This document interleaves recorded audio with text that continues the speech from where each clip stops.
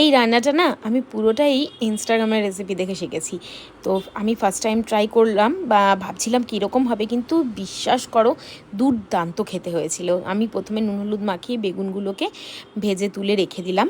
তারপরে না তেলের মধ্যে দিয়ে দিলাম পেঁয়াজ কুচি আর রসুন পেস্ট, মানে ওই থেতো করে নিয়েছিলাম রসুনটাকে, গ্রেট করেও দিতে পারো। তারপর নুন হলুদ লঙ্কা জিরে টমেটো সব কিছু দিয়ে ভালোভাবে মশলাটাকে কিছুক্ষণ কষিয়ে নিয়েছি। আর টক দইটা জল ঝরতে দিয়ে দিয়েছিলাম ছাঁকনির মধ্যে প্রায় 1 ঘন্টা মতো, ওটাই না দিয়ে দিলাম। তারপর ভালোভাবে মশলার সঙ্গে টক দইটাকে কষিয়ে নিয়েছি।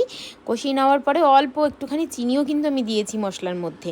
আর কিন্তু বেগুনগুলো যেগুলো ভেজে রেখেছিলাম ওটাও কিন্তু মশলার সাথে ভালোভাবে মিশিয়ে নিয়েছি। টক দইয়ের মধ্যে চিনিটা না দিলে না ব্যালেন্সটা ঠিক আসবে না, এই জন্য আমি অল্প করে চিনিও দিয়েছি। তারপর ভালোভাবে মশলার মধ্যে মিশিয়ে নিলাম বেগুনটা।